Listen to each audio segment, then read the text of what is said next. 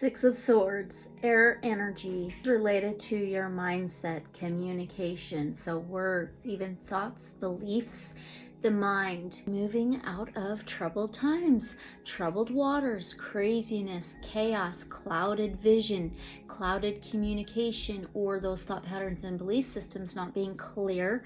It's moving away from that to more clarity, to truth. Maybe authenticity, calmer ground, more solid ground, calmer waters. So there's a lot of movement, and this does remind me of moving out of the Mercury retrograde, especially the shadow period of the Mercury retrograde. So the two people could be very significant on the boat. Travel could be significant as well, some kind of movement. So moving to more truth or balance, more on a equal scale, equilibrium. So what's this about? The Temperance card, Major Arcana, ruled by Sagittarius. Sagittarius is fire. It rules the 9th house of higher perspective.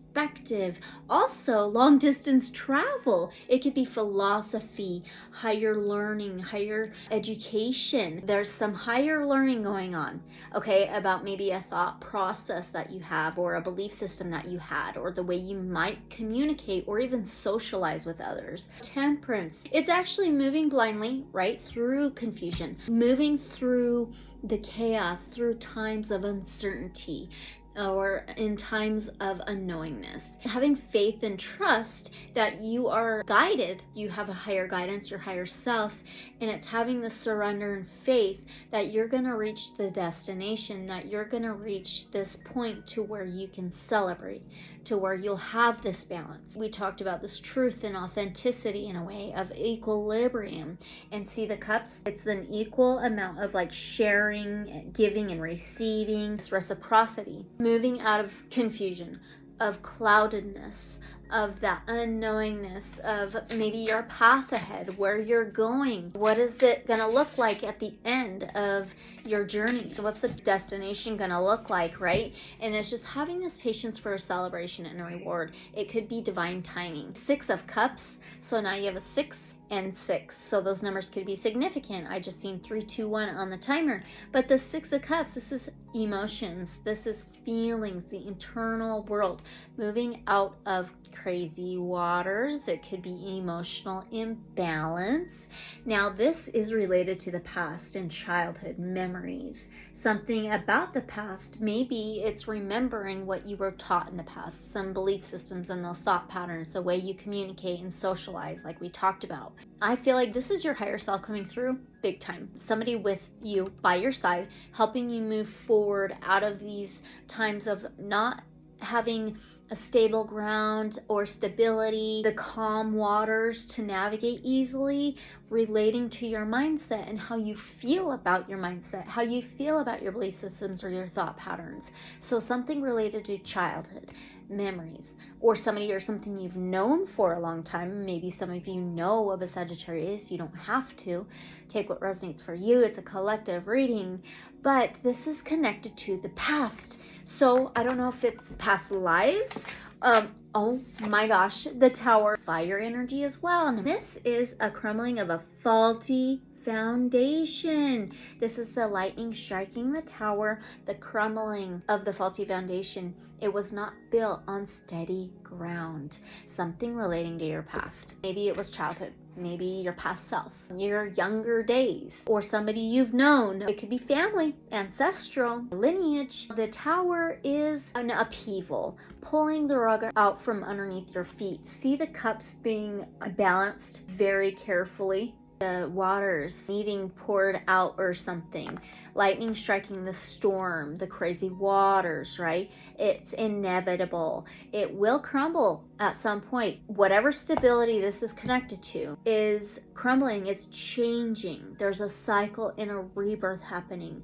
This is a regeneration, a recycling. This is all for you to build a better structure, a better foundation for a better tower, for a better stability, right? What do they need to know about the Tower card? 10 of Cups. This could be related to family, you guys. Maybe it was something you were taught within your family. It could be society, like your community. This is also feelings and emotions. This 10 of Cups can be happiness, abundance, fulfillment, joy, satisfaction, having it all, feeling like you have it all, feeling like you're in this gratitude stage or this humility, being grateful and appreciative of your entire journey of your life and everything you have, and focusing on what you've already accomplished, all the challenges and obstacles you've already overcome, and just being present in the moment, being grateful, appreciative, very humble. And this is all inner peace and harmony. There's two people here again, so that could be significant, but it could be family, children, a community, the generation or something. Generational trauma possibly could be significant. The times we are in now, because it's like the collective consciousness is shifting, right? We are getting a whole new perspective. Our way of thinking and believing is changing. And so I feel like that's very significant here. So something to do with maybe past lives, but the generation, the family line. It's a saltwater spirit oracle. Yes, I pulled this out way before I started the reading. So that's significant. Salt is very cleansing, clearing. Waters can be related to money, feminine, healing properties, also programmable in a way. Whatever we were taught by society, family, people around us, peers, just things like that may have not all been true, right? And this is called the Dark Heart Tarot. The ways of what your family line has believed, thoughts or something. You have sea snake. Snake shedding old skin. Snake could be about like temptation or very toxic, venomous or something of the mind. So in that way, it like hurts the heart. It poisons the heart. So it says a call to embrace your psychic senses. We are tapping more into our heart, which is of divine creator. It's love and light, right? We are literally light. You may want to work with water, drink more water. We are definitely tapping into more of our psychic senses. And I'm a believer that all of us who aren't, let's just say, lower vibrationally influenced, have intuition. It's just like these different levels, right, of it, okay? A lot of change, a lot of cycle.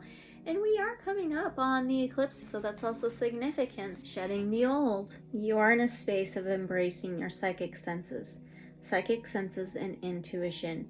The spirit of the sea snake embodies the flow of psychic energies. Unlike most marine animals that have adapted to aquatic life, the sea snake's sensory organs are all diluting the mind. Look at this. Focus. Isn't that crazy?